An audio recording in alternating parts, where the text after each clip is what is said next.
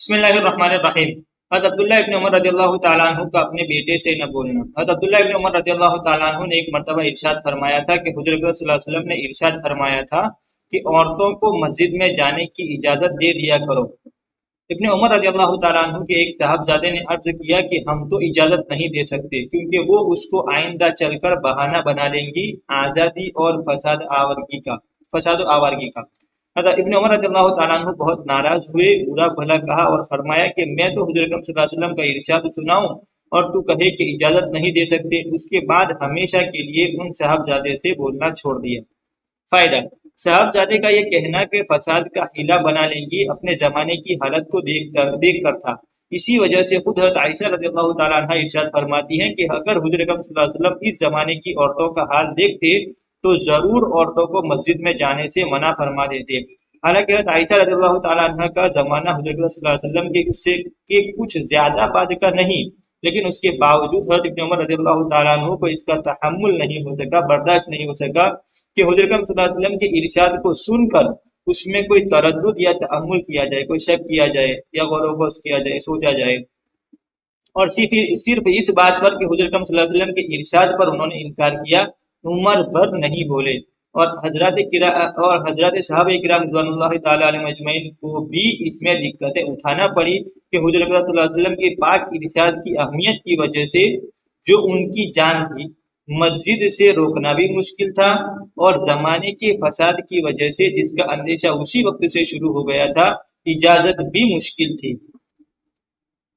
چنانچہ حضرت عاتکہ رضی اللہ تعالیٰ عنہ جن کے کئی نکاح ہوئے، جن میں سے حضرت عمر رضی اللہ تعالیٰ عنہ سے بھی ہوا، وہ مسجد میں تشریف لے جاتی تھی، اور حضرت عمر رضی اللہ تعالیٰ عنہ کو گرا ہوتا تھا۔ کسی نے ان سے کہا کہ عمر رضی اللہ تعالیٰ عنہ کو گرا ہوتا ہے۔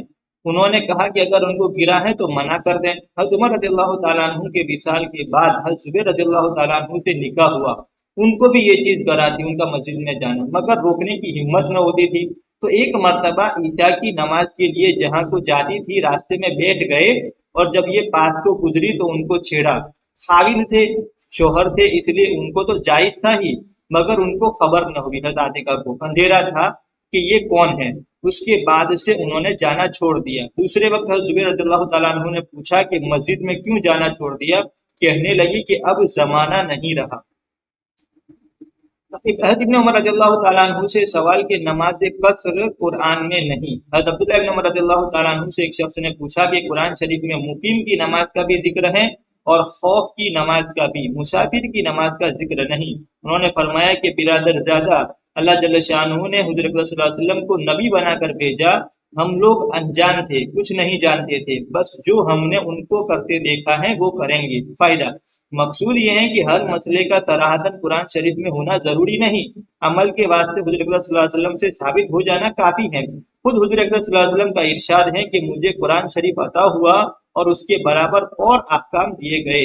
عنقریب وہ زمانہ آنے والا ہے کہ پیٹ بھرے لوگ اپنے قدوں پر بیٹھ کر کہیں گے کہ بس قرآن شریف کو مضبوط پکڑ لو، جو اس میں احکام ہے اس پر عمل کرو۔ فائدہ: پیٹ بھرے سے مراد یہ ہے کہ اس قسم کے فاسد خیال دولت کے نشے ہی سے پیدا ہوتے ہیں۔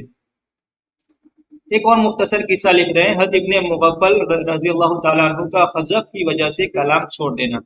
عبداللہ ابن مغفل رضی اللہ تعالیٰ عنہ کا ایک نوعمر بھتیجا خذف سے کھیل رہا تھا۔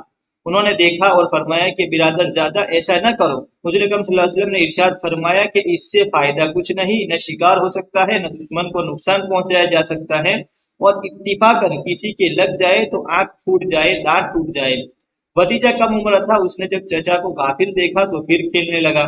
انہوں نے دیکھ لیا، فرمایا کہ میں تجھے حضور اکرم صلی اللہ علیہ وسلم کا ارشاد سناتا ہوں، تو پھر اسی کام کو کرتا ہے۔ خدا کی قسم تجھ سے کبھی نہیں بات کروں گا۔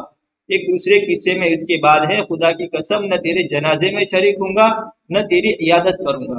فائدہ: خذف اس کو کہتے ہیں کہ انگوٹھے پر چھوٹی سی کنکری رکھ کر اس کو انگلی سے پھینک دیا جائے۔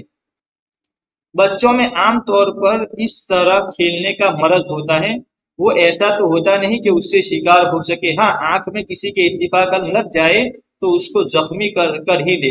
حضرت عبداللہ بن مغفل رضی اللہ تعالیٰ عنہ کو اس کا تحمل نہ ہو سکا کہ حضور اکرم صلی اللہ علیہ وسلم کا ارشاد سنانے کے بعد بھی وہ بچہ اس کام کو کرے۔ ہم لوگ صبح سے شام تک حضور اکرم صلی اللہ علیہ وسلم کے کتنے ارشادات سنتے ہیں، اور ان کا کتنا اہتمام کرتے ہیں، ہر شخص خود ہی اپنے متعلق فیصلہ کر سکتا ہے۔